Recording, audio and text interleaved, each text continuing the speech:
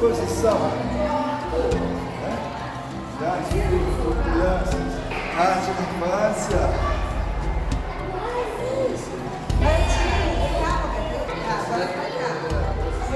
Então, esse projeto em 99 a gente passou então a realizar, e o que me incomodava é que eu, como artista, fazendo meu trabalho já usando computação gráfica também, além de técnicas tradicionais, né, pintura, aquarela, etc., com alguns projetos em galerias de arte, em Belo Horizonte, e eu refletindo sobre isso, me incomodava ver que as crianças tinham um desenho muito bacana, muito expressivo. O trabalho das crianças não estava nos livros, não estava nas revistas, e mais tarde eu vim fazer uma pesquisa, uma pós-graduação, depois de 10 anos de realização do projeto, e vi também que os trabalhos das crianças não estavam nos parâmetros curriculares, que vem, né, do Ministério da Educação, parâmetro curricular arte, né, parâmetros nacionais.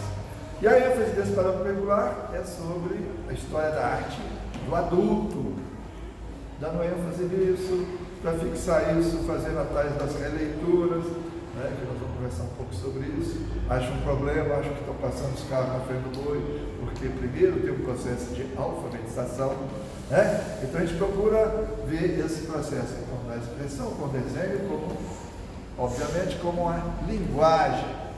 E às vezes fazemos um paralelo com a linguagem oral e a linguagem, né? A linguagem verbal, escrita ou falada, com a linguagem através da imagem. Né? Então a gente tem inclusive um outro projeto que é o Língua Visual, que tem a ver com a linguagem visual, o Arteira Artista também, que é um outro projeto que está aí percorrendo em Belo Horizonte, onde a gente mostra esse paralelo e dá ênfase a isso, e são exposições que mostram o quê?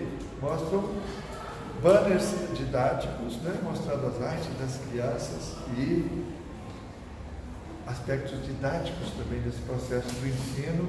E nós, depois de, ao longo desse tempo, fazendo registro, foto, vídeo, depoimentos, reflexões, fizemos esse livro, Arte na Infância.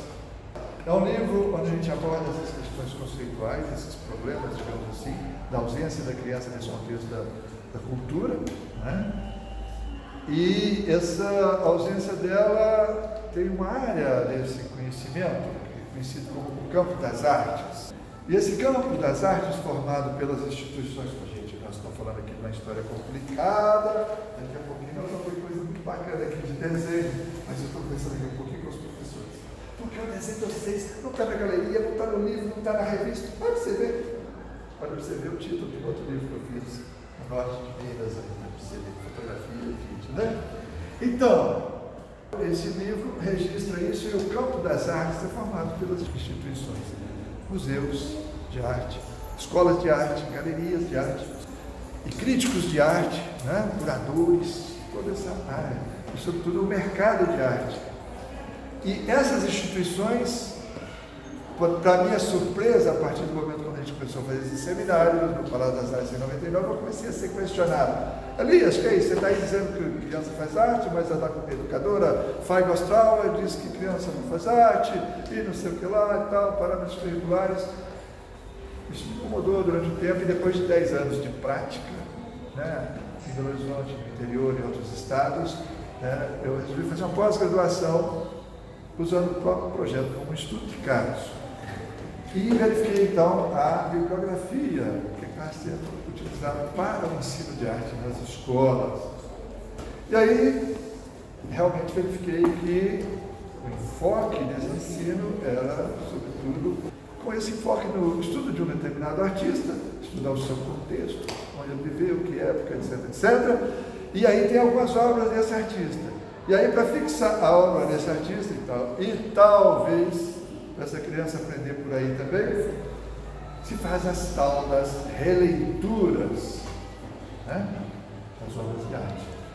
E eu tenho um banner bacana que depois vou colocar na oficina, onde a gente faz uma síntese dessa questão da linguagem visual, utilizando os elementos da linguagem, ponto, linha, a cor, e nós acrescentamos também o espaço pictórico, esse espaço, né, da tela ou do papel, onde vai o desenho, que tem uma série de funções expressivas também, mas ele não está listado entre esses elementos da linguagem.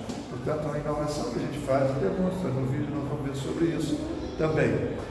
Esses são os elementos da linguagem que vão ser estruturados numa determinada composição, etc.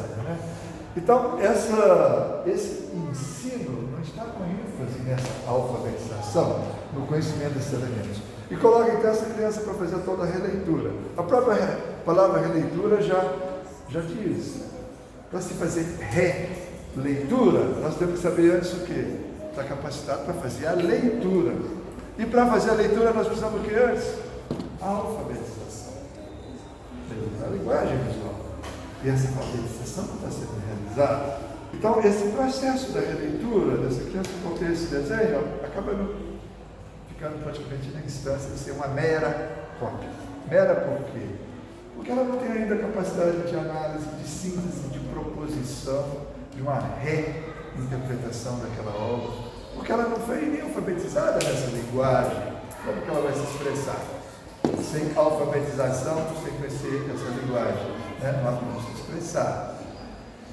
Então, esse projeto dá ênfase nesse procedimento de alfabetização da criança nesse processo da linguagem. E essa criança que faz essa releitura, para que serve isso então? Serve para essa criança amanhã, depois que ela estiver grande, ela vai encontrar um livro daquele artista ou daquela artista, fala, olha só, já fiz releitura desse trabalho, vou comprar esse livro, vou ver esse filme, vou viajar, vou não sei aonde, vou lá no museu, etc, etc. Isso é o mercado formando consumidores amanhã, no ensino fundamental, no ensino médio, E a escola, então, está envolvida nesse processo de marketing do mercado de arte. E deixando de lado um processo de alfabetização e de inicialização da criança nesse processo da linguagem com uma prática direta nesse assunto. De tal forma que dá condição a ela de ter uma visão crítica, de entender o desenho dela, o desenho do colega, o desenho do outro artista, e depois, se quiser, se for o caso, fazer uma releitura.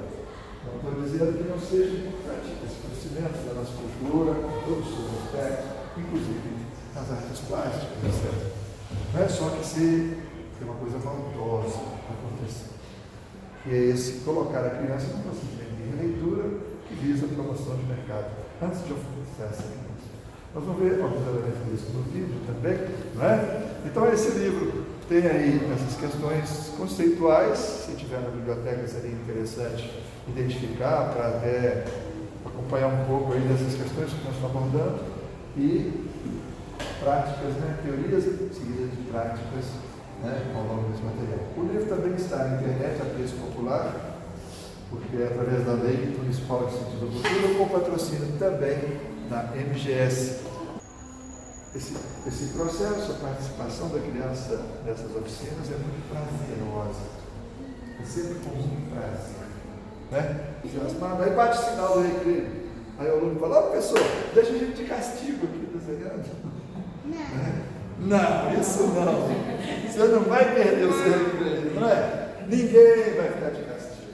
Mas depois que vocês estão desenhando, vocês não querem sair da sala. Então, esse é um aspecto também importante, que esse ensino seja prazeroso, e ela faz isso com bastante facilidade. Arte na infância.